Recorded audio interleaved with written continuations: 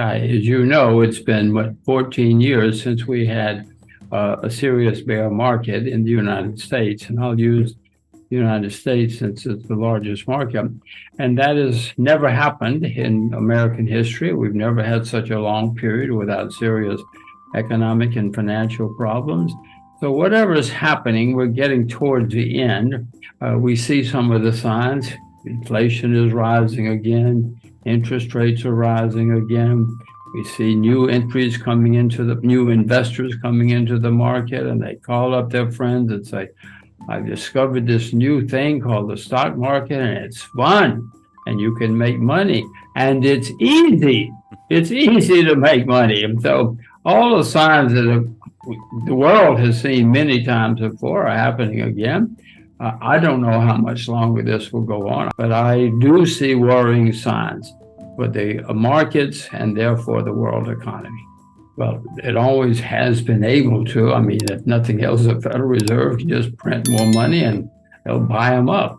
I mean, I'm not suggesting this is good, but that's the way, at the moment anyway, the system still works. And the U.S. can print and spend and borrow and spend. That will someday come to an end, or someday people will be on TV screaming about it, but not yet.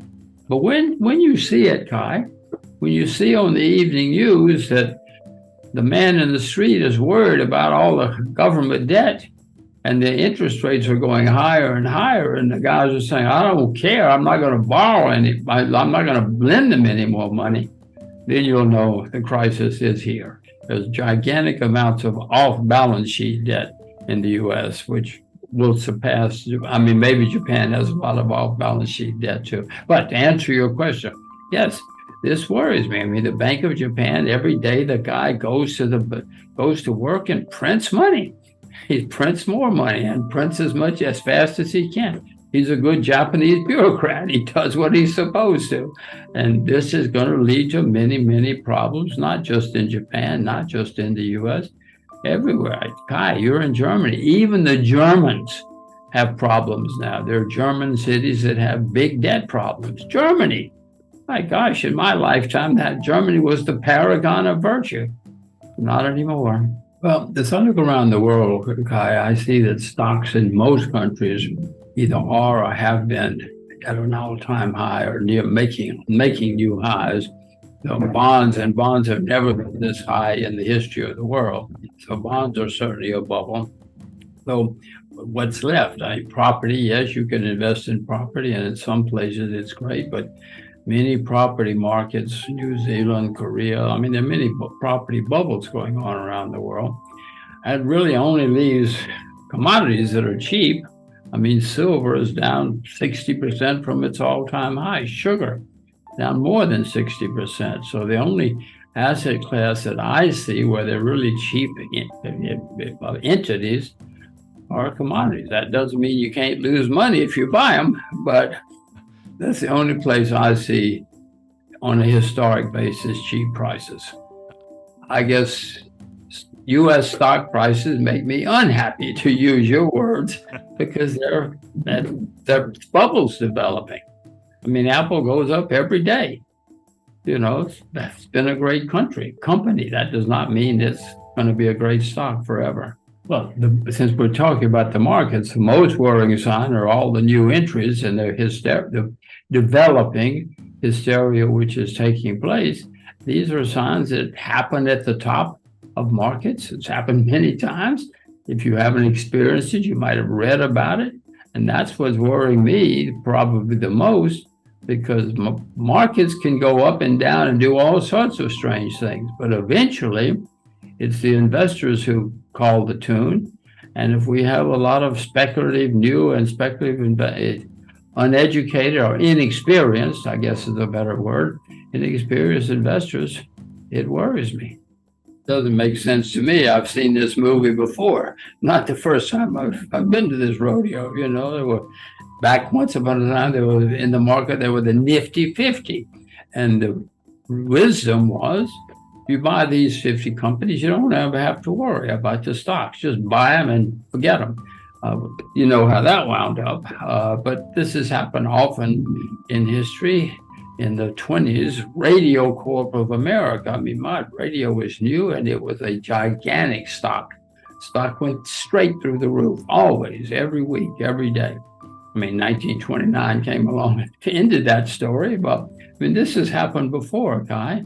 All these young, or I should say not young, but inexperienced investors coming in and talking about how easy it is. It's not the first rodeo. The market is not telling me, the market, I hope, will tell me when to buy it, because someday I'm going to see everybody's negative on silver and talk about how it always goes down and blah, blah, blah.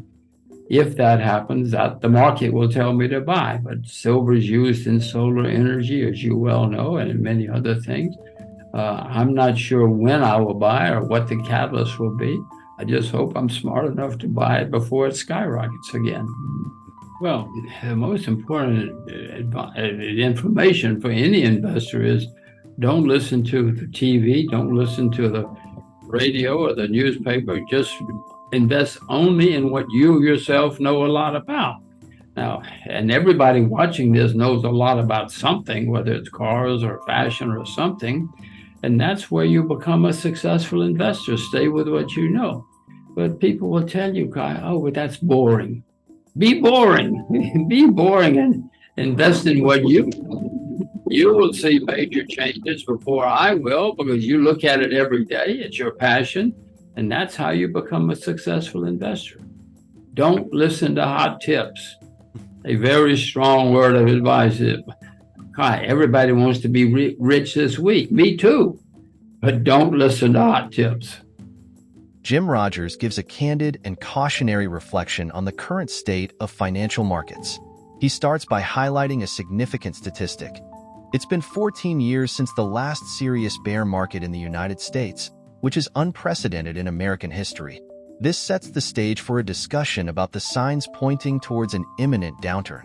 Jim Rogers notes the resurgence of inflation and rising interest rates as key indicators.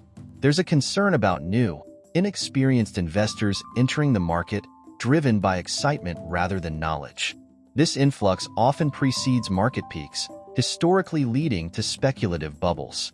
And then Jim delves into broader economic issues, such as government debt levels and the potential consequences of excessive money printing. The speaker draws parallels to historical market collapses like the Nifty 50 in the 1970s and the 1929 crash, cautioning against complacency amidst market exuberance. He identifies commodities as possibly the only undervalued asset class, contrasting with overinflated stock and bond markets.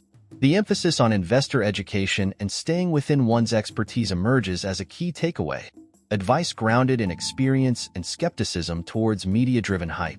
Overall, Jim Rogers provides a sobering perspective on the current market euphoria, suggesting a potential downturn looms on the horizon due to unsustainable market conditions and speculative behavior.